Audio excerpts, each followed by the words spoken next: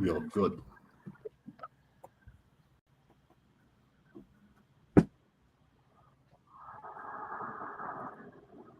Okay. You love to draw, but don't know what to do. Wow. We've made I mean, drawing and sketching ideas. okay, we are live once again today. Today's Saturday, 2nd August 2025. Yep. And today's topic is just about the upcoming or fast rising or whatever artists, the artists that are trying to push their way to the top. Yeah. Most often time, it's always a difficult issue for people to actually understand what these guys go through. So today we are going to dive into some of the issues that some of the artists go through trying to come up to the top. And I have two guests, as we have introduced them before in the write-up promoting this particular program. My first guest is Uche Othniel Osakwe, joining me all the way from Canada. He's been in Nigeria before moving to Canada, doing his things, doing his stuff. And right now, he's an artist. He also doubles up as a DJ out there in Canada. So I welcome Uche to the stage, or Sasky Mali, better known as Sasky Mali. That's the name you know him as. So, thank you very much. I keep shining, but I ain't got no bling on me. Wanna catch me, darling, but I ain't got nothing on me. Yo. For so long, so my second guest is a very young rising star, multi-instrumentalist, singer, somebody that Nigeria should actually watch out for. It's none other than Kemfon Idoroenyin Etim, also known as KehKay. KehKay, you're welcome to the show today. thank you very much. So that's KehKay. That's KehKay. Yo, so the basic thing about this topic is I could have equally just interviewed them. Okay, what is bad? I try to make my show to be topical in a way because there are a lot of things to say about Nigerian music. So they have made their mark in their little way. So they want to understand what does it really feel like to be and to try to push yourself by yourself into the music industry. Like Sasky Mali, he's been in Nigeria, he's now in Canada. So we'll try and get that comparison and see how it was when he was in Nigeria and how it is now that he's in Canada. But I want to give them a little bit of background so that they know how things used to be to discover if it is if something they would love to experience or they go about what they're experiencing now. Back in the 80s, let me start from the 80s or thereabouts.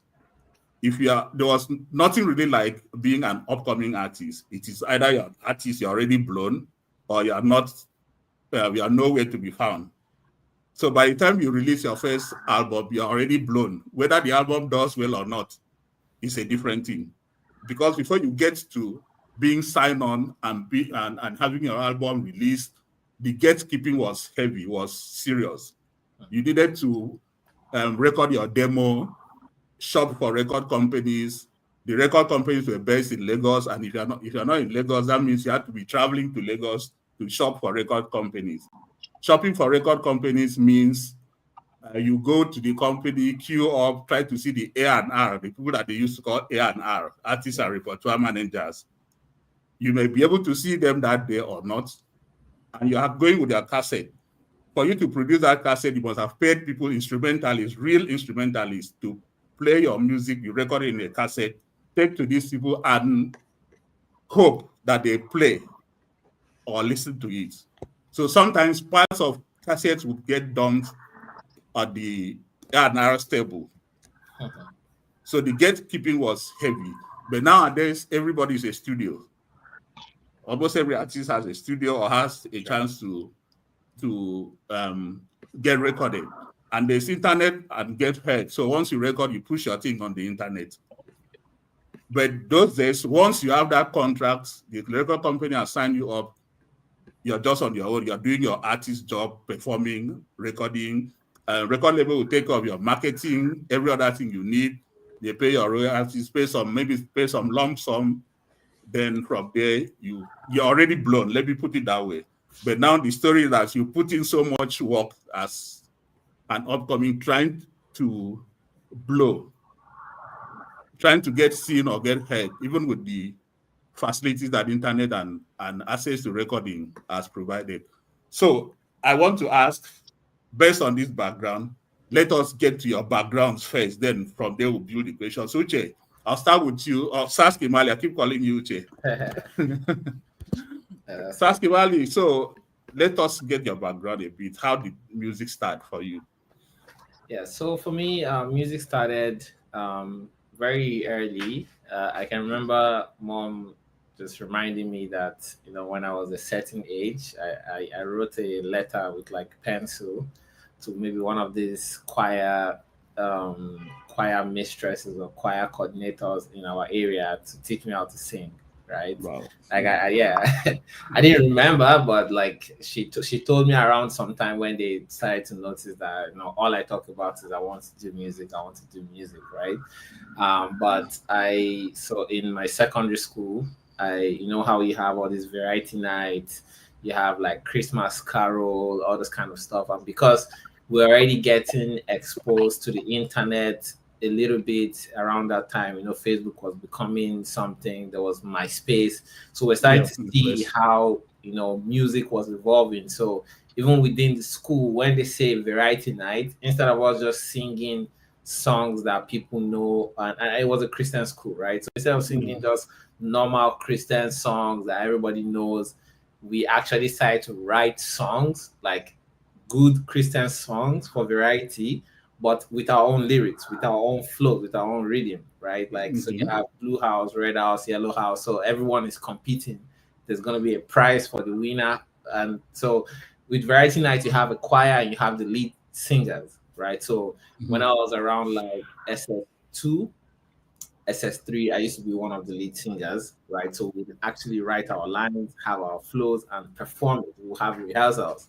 So that really inspired that drive to, want to do music. I got into university. I kind of toned it down because I felt like, okay, let me focus on studies. On the studies, right? But towards my final year, the studies weren't really on the first class level. So I had to ask myself, okay, what am I doing? Like, what do I really love to do? Right? Like, of course, the book is not really exactly what, like, if I went to study music, that would have been a different case, right? But knowing that, okay, what I'm studying is tech, it's not exactly a passion for me. So what do I love? And the answer was music, right? The answer was pretty prevalent. So I decided to take it back up, and I was more older then, and I could understand what responsibility was all about, right? So I had to make more conscious decisions. So when I was in my IT, I started to move around with a couple of my friends that used to rap and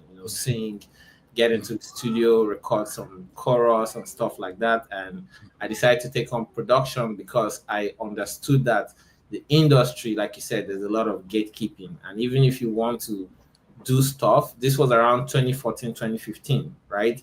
You as a creative need to be able to do most of what you need to get your music out there. If not, you're either going to spend so much money trying to get to the studio, trying to record one song, trying to release a song, or you're not going to do anything, right? Because you don't have the money.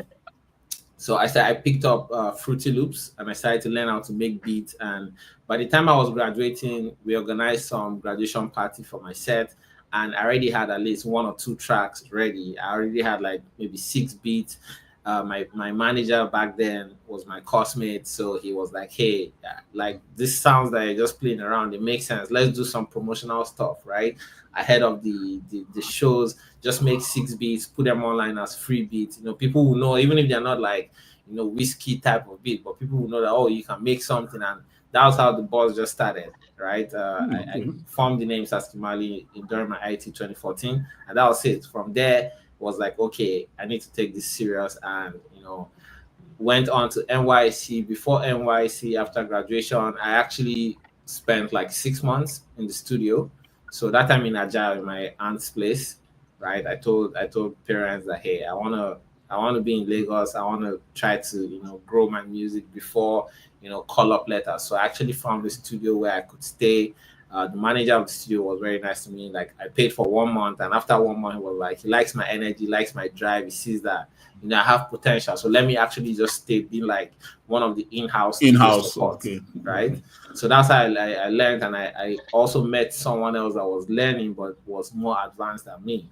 So we decided to rub off on each other, and then NYC. From there, that was it, right? Okay, like, it just became part of it. Okay, we'll get back to you. Let me go to KehKay now. KehKay, how did you jump into music? Yeah, music. Thank you. I started music when I was a little. Want to hear you louder, a little bit louder. Mm-hmm. So I started music when I was little, and I used to play drums. I used to play instruments in churches, and I used to go out for events, play drums and play instruments. Then back then in secondary school, I had this music teacher, and he was like, "KehKay, I see music in you," and he gave me a trombone. I started playing trombone. From there, I played keyboard, and I still focus on drums. Yeah. Then when I left school, I was like, "What do I do? Something that I need to do something that will keep me happy, and something that people will hear me and be like, okay, yeah, this guy is good." Yeah. So I dropped a DM to my cousin Sasky, and she was like, yeah, he was going to put me on. I remember that day, and I was thankful, I was grateful. I was like, okay, maybe so I can do something freestyling for people. Before then, I used to write lyrics in secondary school. I wrote like 50 songs in secondary school. 50 songs. Then yeah, I wrote 50 songs in secondary school, and I used to freestyle. Yeah. Then my colleague and me, I was like, I'm going to read the flag down to keep putting on It's like the internet is failing there. You're not very audible out there. my song. I was Okay, let me go back to Sasky.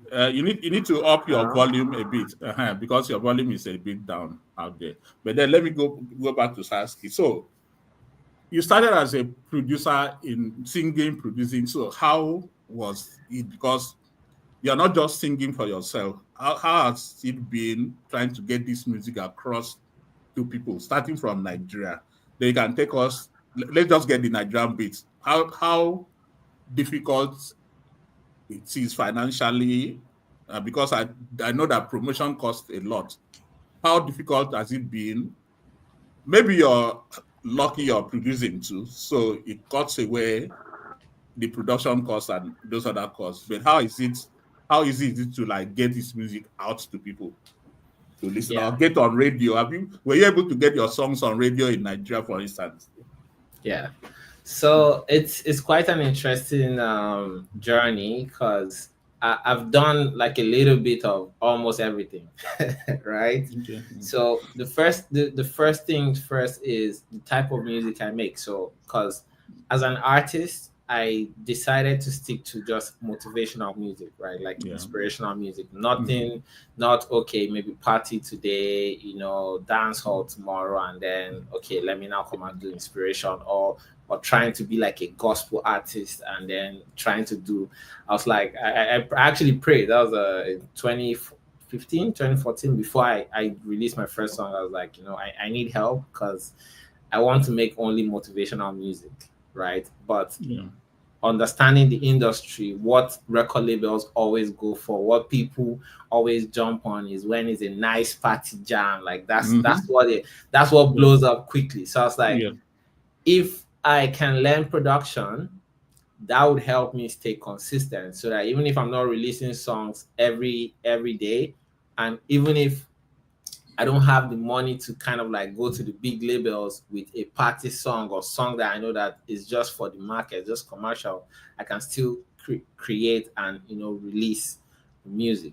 So that was one major factor that really helped me to kind of navigate towards where I am now, like what I do. So I actually started to just make the beats and then collaborate with other producers in recording, mixing, and mastering, understanding that we're all in the same lane, right? So that bridge, the fact that, okay, I'm actually also a producer, it really helped me cut that bridge, right? It's different when an artist just meets a producer. It's like, oh, I just want help. But when you're a producer, you can actually offer something to another producer, right? So that was that part. I had my friend Flames Beats in Lagos. We still connect. In those periods, he was the one that used to really help me get my music to that like commercial, professional level, right? I also said after my NYC, I set up my own studio in Lagos for like 2 years. I was running a studio, so I had a place that was producing, and when I needed to record my own songs, I could record because I had the setup. So I had to buy my mic. I had to buy my, get a speaker, computer, the software, everything. And I was also producing for other people. So that was to get some revenue.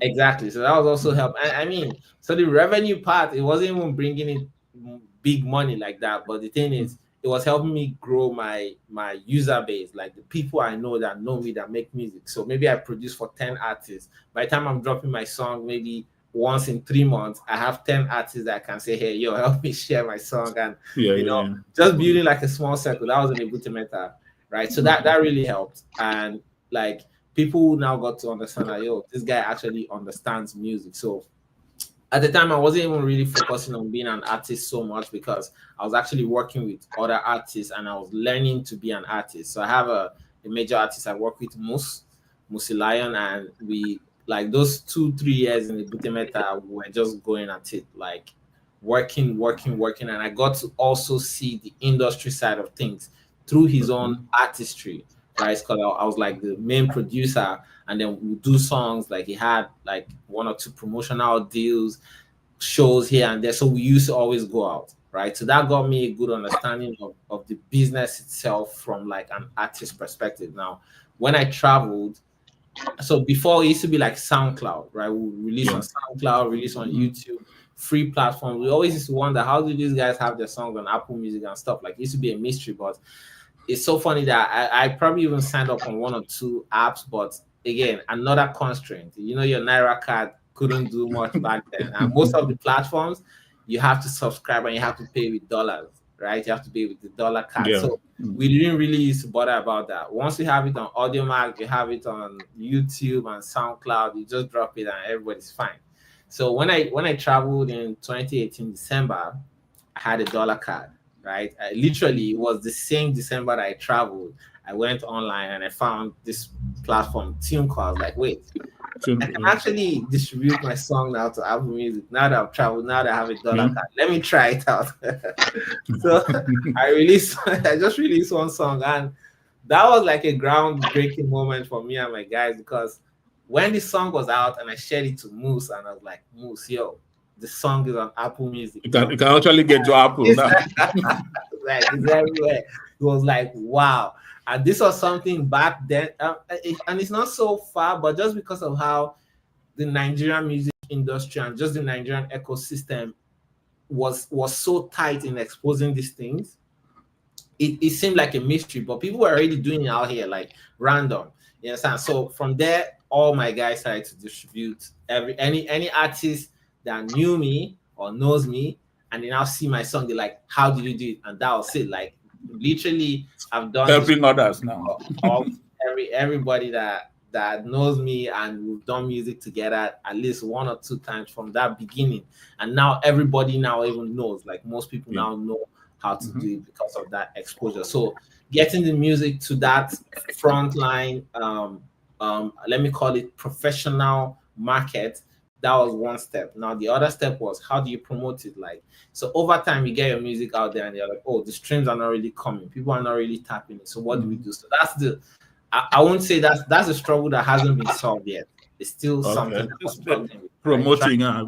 Trying to get that, listener base. Okay, you have like 100K people that are ready. 100K is actually small if you think about it's small number, yeah. 8 billion people in the world, but to even get 150K people that always just listen to your song, it's even 1K people that would, once you drop it, they're saving it to their playlist and everything. So that's where the struggle really is right now. And I kind of understood that with my style of music, it's just it takes a while.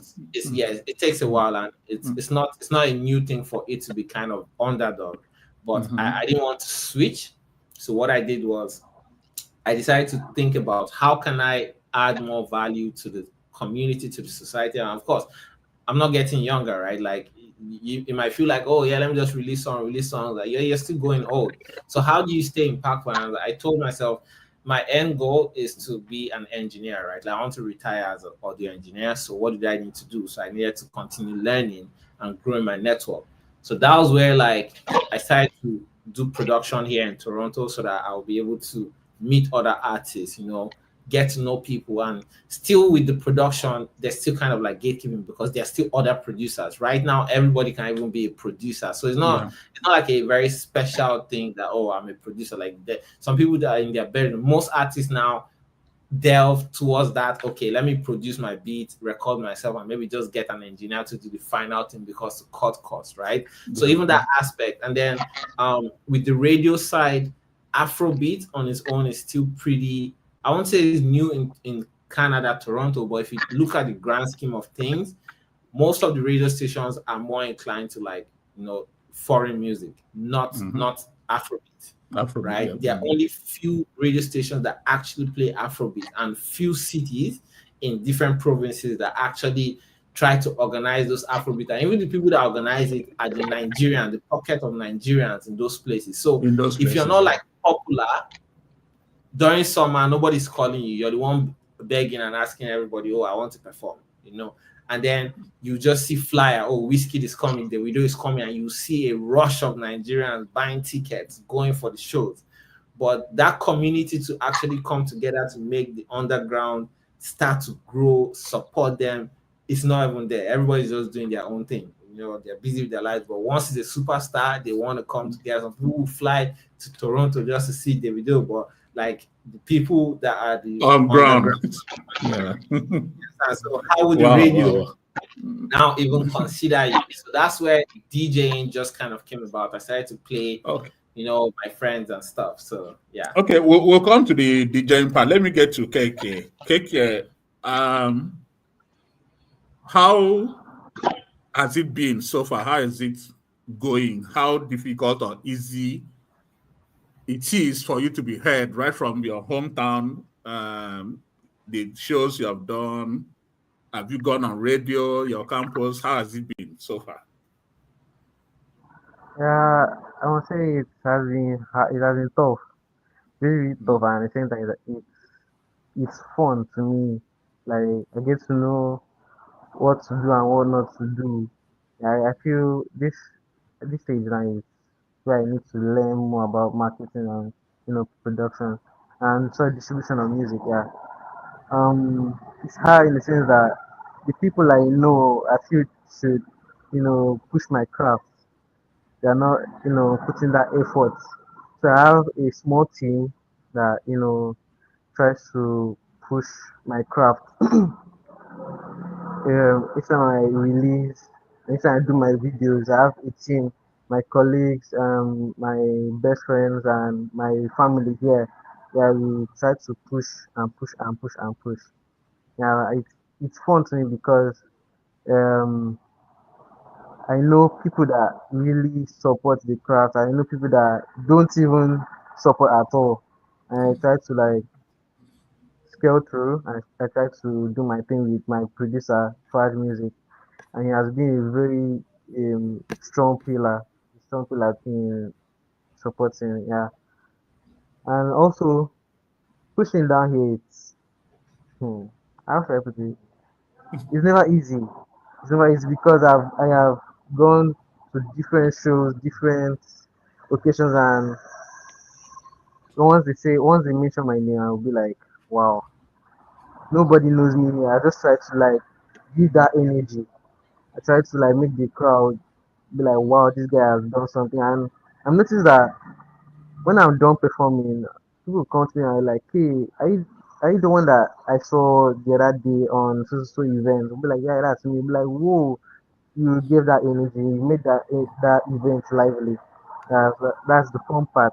So yeah, so it's easy and sometimes it's hard from here. It's hard. It's hard. Okay, let me stay with you, KK. One of the things that concerns me about Nigerian music scene now is the fact that it seems to be divided into two. This is a topic I wanted to bring up before, but it has not really worked out. But we'll have this opportunity to, from your own end. Let me ask this question this way: who are the earliest artists, like the first Nigerian artists that you listen to and now feel, I want to see how I can be like this artist? Who were those inspiration? Who were those Nigerian artists that inspired you? I I have a lot of them. I have so many of them. The very first artist I listened to was Whiskey and Runtown and Kino Olamide. Um, I listened to Tupac too. Tupac is my Tupac, okay. number one when it comes. Yeah. Yeah, I also listen to Lucky Dube. I listen to Bob Marley. I listen to so many of them.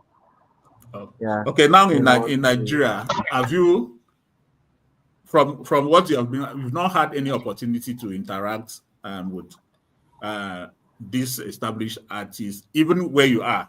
Let's say within your environment, have you had any opportunity to interact to the point that say, okay, this person has been there for me as an artist, as a more established artist? Have you had any of such opportunity? No, no, Okay, so I have now, not like, had any opportunity. if you blow now, it will be right. You'll be right if you say that nobody gave you a platform. Yes, apart from Sasky. Apart from Yeah, I Sasky. never blew Well, that. Sasky too is trying to blow. So Yeah. so it will be difficult for you, because this is something that becomes a topic once in a while. Somebody will say, nobody gave me a platform, I just did my own. But the truth is just that the disconnect is there. I know the fundamental, I know the reasons why we have that disconnect. That's the reason I ask you, how far back have you started listening to? You're still within a generation. So if I say Alex O now, it will sound like, who is he talking about? Yeah, Right? So that means certainly you've not had the benefit of mentorship, which I feel it is a big gap in the Nigerian music scene, which is supposed to be addressed, because these guys had opportunity to be in the industry, people get to know them. I feel there should be some kind of closing the gap, so that the young artists coming in can tap into the experiences of others in terms of mentorship. Sasky, what about you? Who are those artists that you really looked up to? Yeah, so if we talk about looking up to, I guess just because of the style of music I make, I didn't really look up per se. So I But you listen to some. yeah, so I listen to Fela a lot, Wow. right? Mm-hmm. And I actually listen to Burna Boy. Okay, let me say, so even with Burna Boy, it's not more of a looking up to, because even the time I was listening to him, I was much older and I started making music. He blew up. He started blowing up like what? Say 2013, 2014, 2011 he came out, that Like to Party song, but he was still struggling. So Yeah. I kind of navigated towards his journey of the industry trying to bring him down, but he was still pushing, right? But he had record label and everything. And then he also used to sing those motivational, back then, like used to sing those motivational songs. So I really like to, want to get on that wave. But I would tell you that there was someone, like when I started producing, there was someone that really impacted my life, and Saz, right? So Saz, Okay. yes, Saz on the beat. Actually, he had this academy, this Saz Academy in Lagos, right? Okay. And the second edition, they posted, their Twitter account posted, everybody just mentioned why you want to be a part of the Saz Academy, and people with the two most retweets on Twitter would get a free voucher to the event. It was at Oriental Hotel. It was a weekend, 3 days, right? Mhm. And I did my write-up, and I started sharing. I told people, please help me repost, and I actually came second. So I actually got a free ticket to the academy, and that really just changed the game. Like, I got to be with Saz, other producers, Mastercraft came around. There was a friend of mine in my school that was already producing. I don't know if you know STG. You might heard the tag in a lot of songs. At least around 2-3 years ago, STG. Yeah, he was on my, like, we're in the same floor in my final year. And when he finished, he was in the first year of Saz Academy, and he started to produce, like, mix and master for Wizkid and Co. Like, he blew up in the industry, STG, right? So he actually came around in that second edition, like, we got to meet. So that Saz experience was like that step up to my, like, I was like, okay, yeah, this thing is possible. Like, he showed us some 1 or 2 tricks, and he even said that, this is just 3 days. These 3 days will not make you blow tomorrow, but we might take something away from here that will set you up for, like, the next set of years, right? And he just exposed some kind of things to the music, and also gave us like 40 gig worth of packs, plugins. That was one of my greatest experiences with someone that has blown up, like, one-on-one. In fact, there was a beat I was making. I had the opportunity to bring to him. Can you listen? Can you tell me, what you think? It was really life-changing, right? So from that moment, I just believed that, yes, it's possible, right? And I just kept, like, growing. Like, even as he said, it wasn't going to happen overnight, but it just kept growing. And for it to be funny, over time, Saz actually transitioned to becoming a DJ. Oh, wow. Right? So I think it's in the US or something. He's actually coming to Toronto August 16th. He's going to be DJing at the show, right? Wow. Like, I'm in the community. So the people that are organizing the event, I saw when they posted it, I heard when they talked about it before. I was like, oh, that's so interesting that Saz is going to be coming around. I actually told one of them that, like, I was in Saz Academy 2017, right? So it, like, even when DJing started to become something for me, I just had this, like, flashback that, wow, even Saz, like, started to DJ. So maybe it's not impossible, Yeah. But yeah, Saz is somebody I'll say really, really connected. Okay, I've gotten some messages. Let me just read what I've gotten here. I have Martin Ani, a big fan of KehKay. From your Paul Osakwe. I hope I'm not missing out.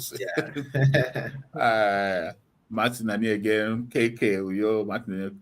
KehKay, you don't blow already. Oh, Paul Osakwe, I hope it's not the random blow, Shad. No, it cannot be the random blow. Martin Ani, Bonner Boy. You say Bonner Boy.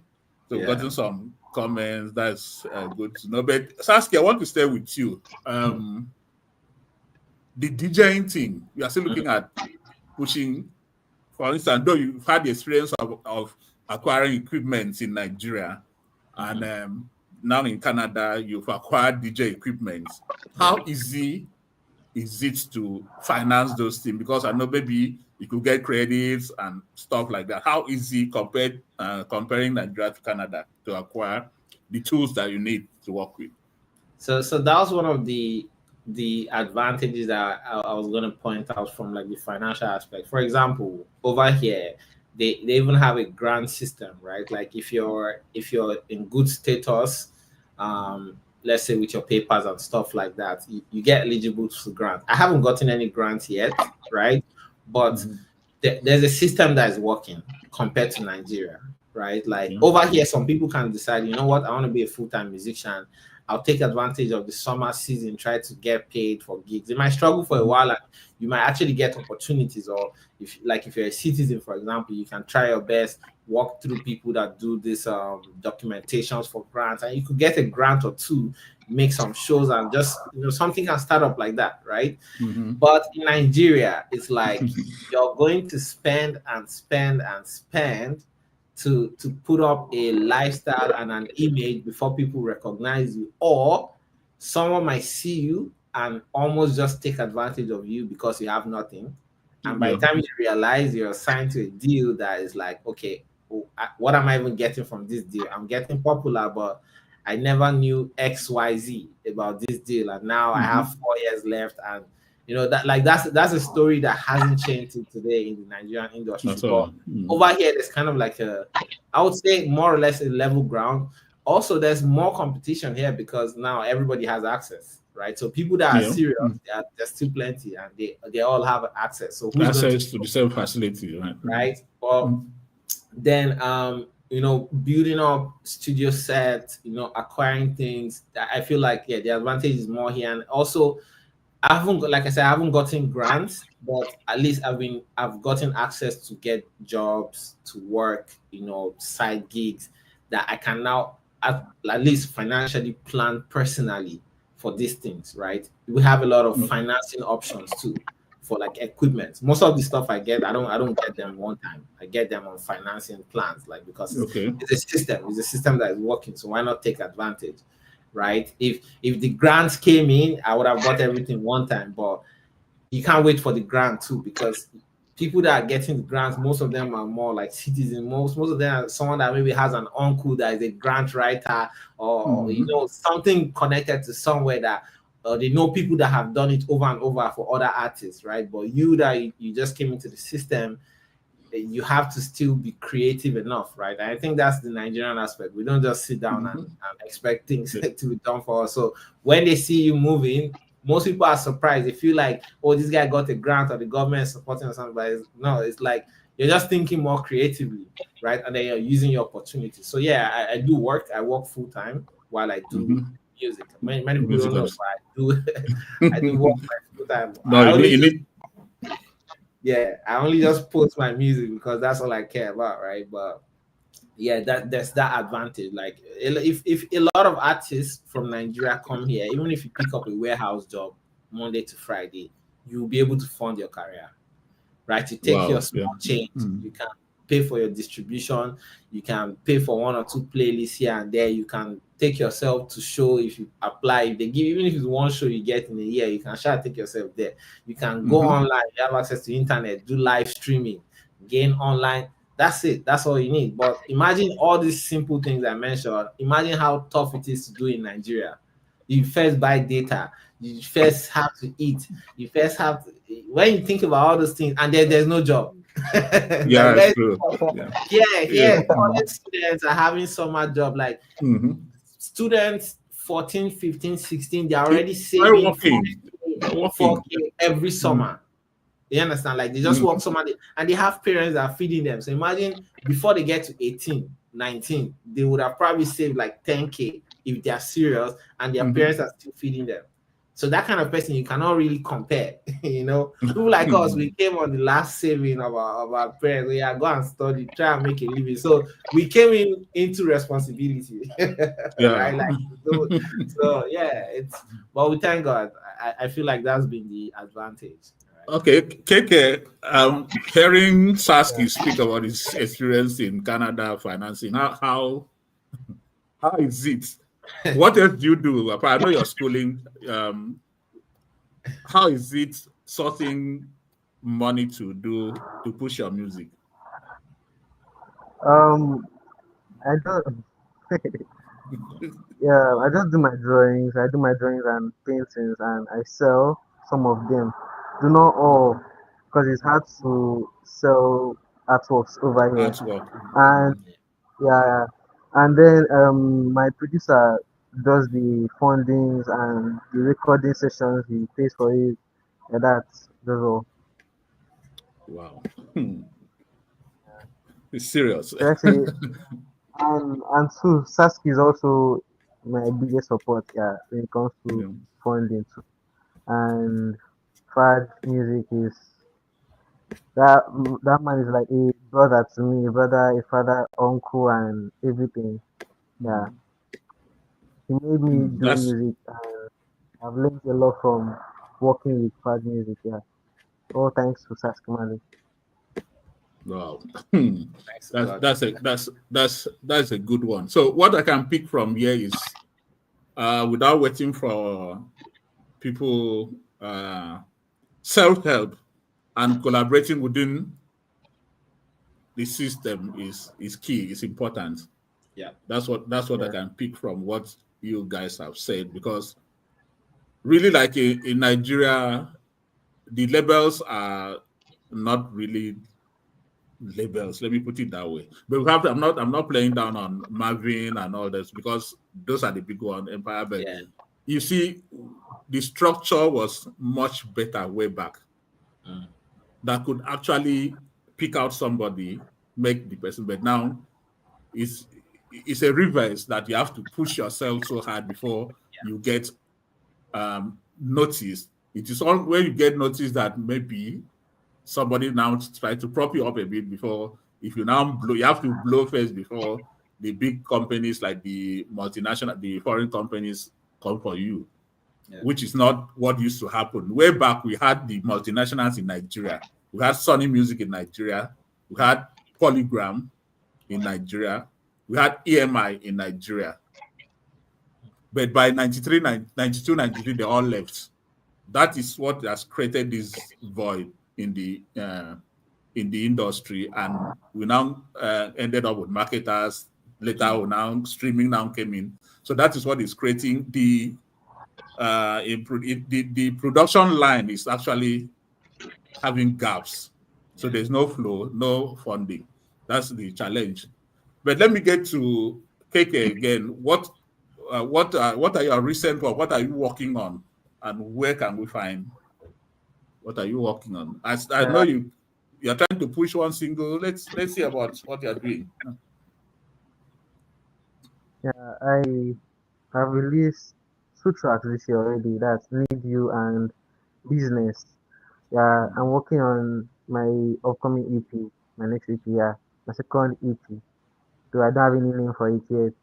And there is, I have freestyles that I've recorded via BandLab that I'm yet to post. I have this platform, this WhatsApp channel where I do post my freestyles almost every Saturday. Yeah.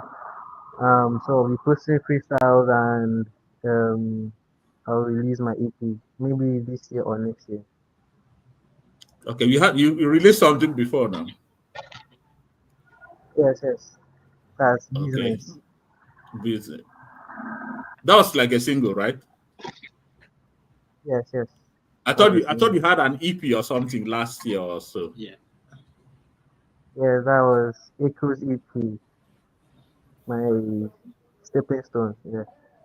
Okay, so how are those things doing online, and where can people find them to stream? Yeah, now it's easy to find my songs. Just search my name, KehKay, or you go to my Instagram or Facebook or TikTok and click the link on my bio. Currently, Bola from my EP is at 2.4K streams Yeah. total. And yeah, but thank God, I woke up one morning and I was like, let me check my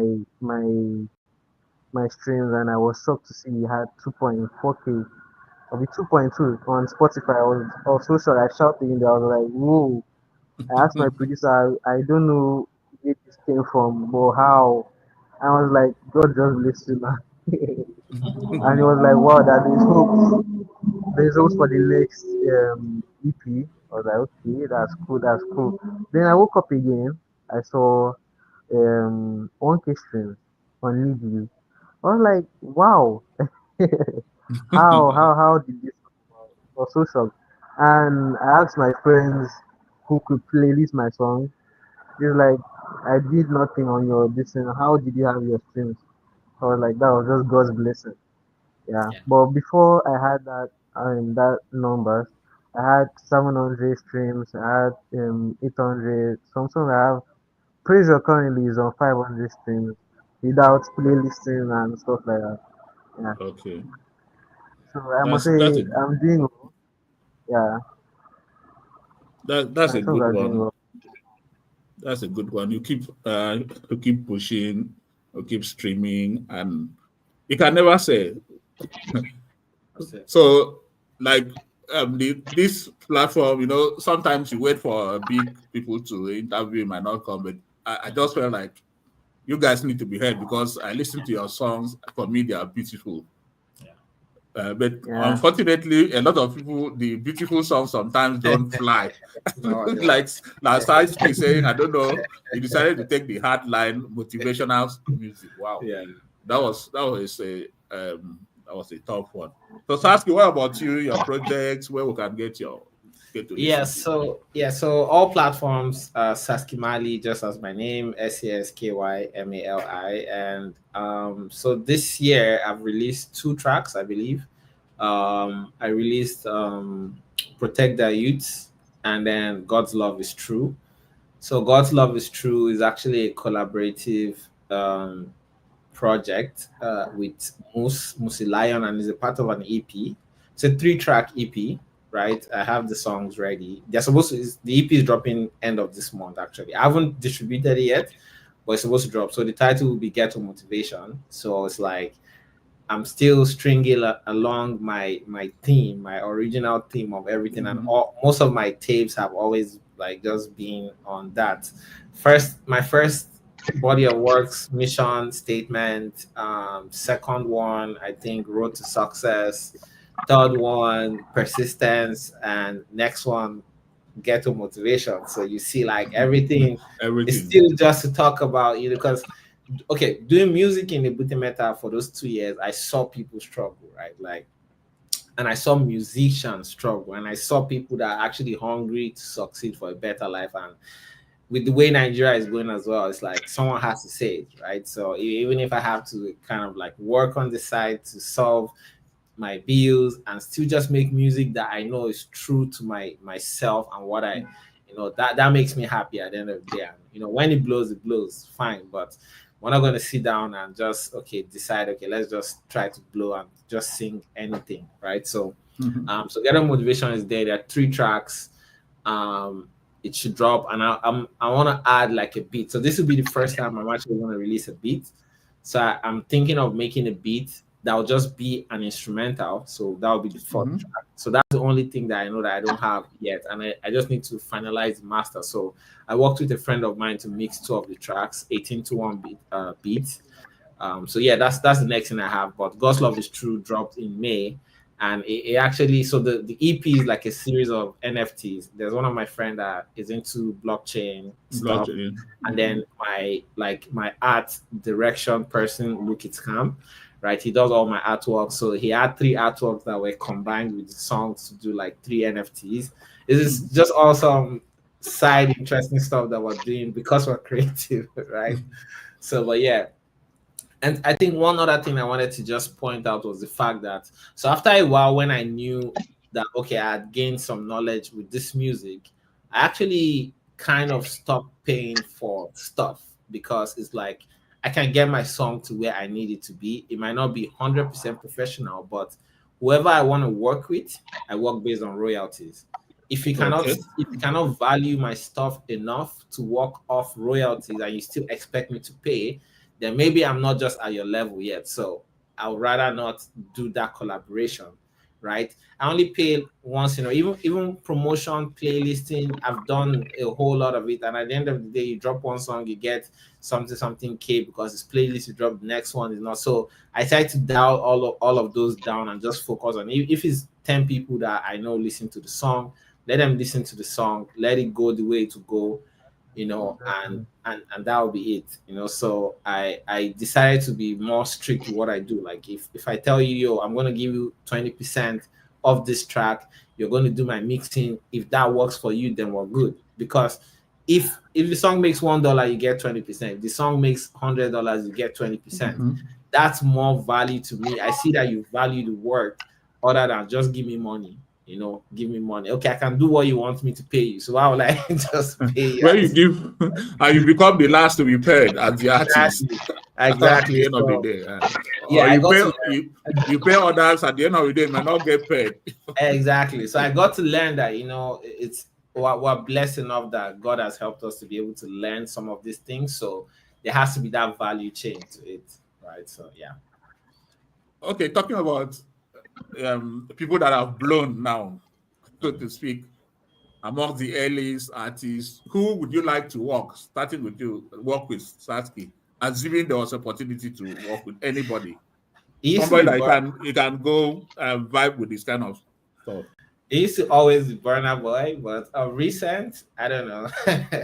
I feel like, but I'm happy with his new album. Though. At least he came back with some of those inspirational stuff. But I feel like for the past 1 year, it's just been something off, right? Like it's just there just been something off. So it kind of like stepped out of my zone of okay, this So is someone yeah. else collaborating. So right now, I'm just like maybe when I find someone that motivational, or it might even be more like old school people that can really give me that energy. There's this guy that sang this French song that really blew up. He was talking about, I think, Congo or something. He has I've forgotten his name, but he's really like that's the kind of person I would like to collaborate with. Nigerian. No, I think he's from Ivory Coast. He has gray hair. So I told him,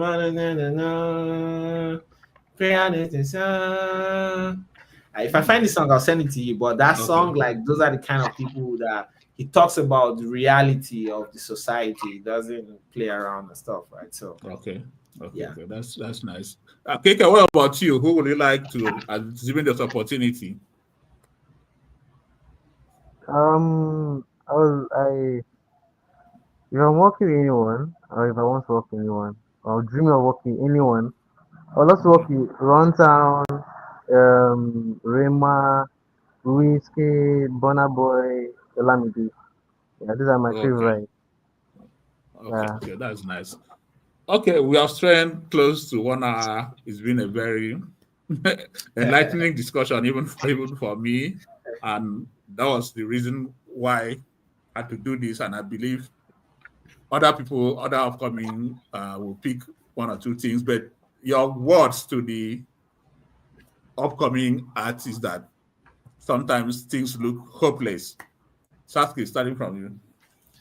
Yeah, so I would say just if you love what you do, I think the first step is actually speaking to yourself. Like you said, self motivation is key to surviving because even A-list and co, they get to a point where they have to ask themselves certain questions to stay afloat, right?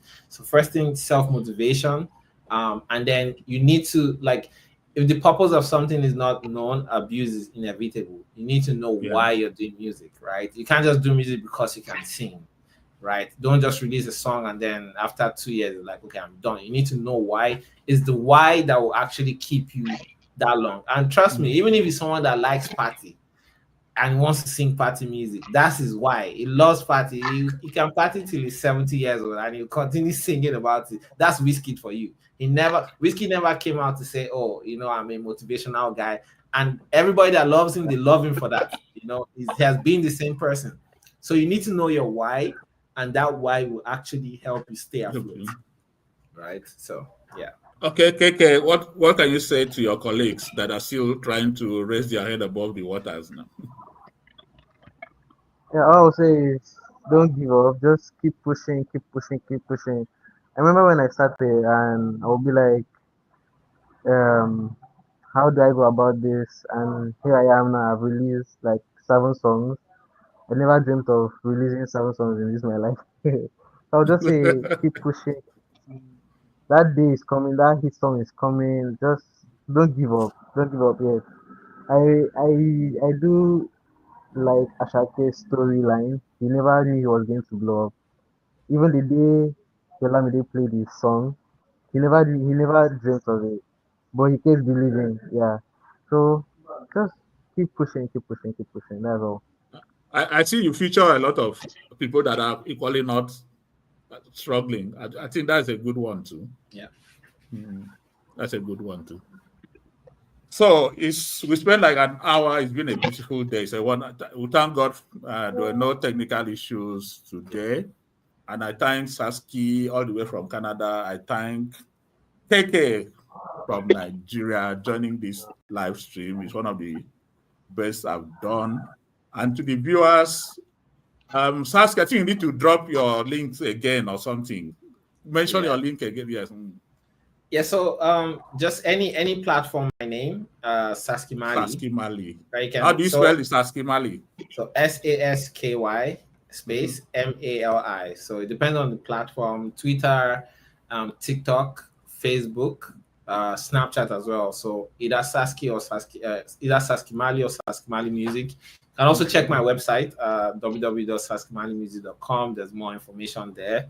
And yeah, I don't have Instagram for now. They took down my Instagram. I don't think I'm going back anytime soon. The bureaucracy. So I'm focusing more on TikTok. I do live streams. I DJ live once in a while there as well. So yeah. Okay. KehKay. Yes, sir. How do we get you online? I'm on all platforms. KehKay. They took down my Instagram few days ago and I got it back. I don't know how I did that, but I got it back and I thank God. So you catch me on Instagram, TikTok, Facebook, WhatsApp. I have my channel there where I post my private stuff about my music growth. Yeah, but for my music, my link everywhere. But you can search my name on Google. You can Google my name. Yeah, KehKay. What of your drawings? Do you have them online? Do you sell online your drawings? For now, I don't sell online yet. Okay. That's something you need to look up to. So I'm still working on it. I want to create a page for it, just a page on its own for my drawing. That's why I stopped putting on my drawing because people used to like take it and show other people that I'm the one the that ones did that this. did it.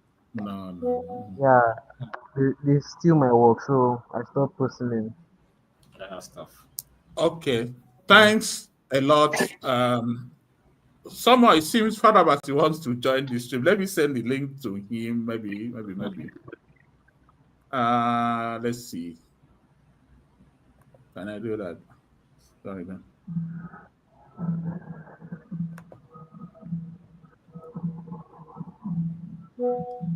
Oh, okay. No, I don't think it's ready. Okay. So I wind down for now. Thanks a lot, viewers. Those that have joined this live stream, I really appreciate. Thank you, Sasky. Thank you, KehKay. This is Music in My Ears, the Nigerian Music History Stories channel. We cannot keep waiting for history to happen. We have to look for the future and start creating that history because yesterday is today's history. Tomorrow we need to look up for history. That's why we are engaging the younger ones.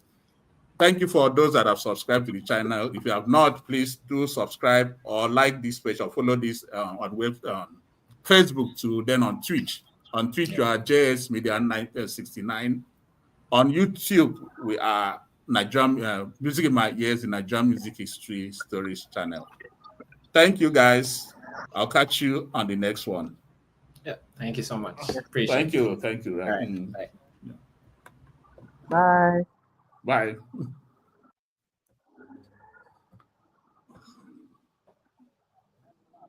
Yeah. So how can I download this? Hold on.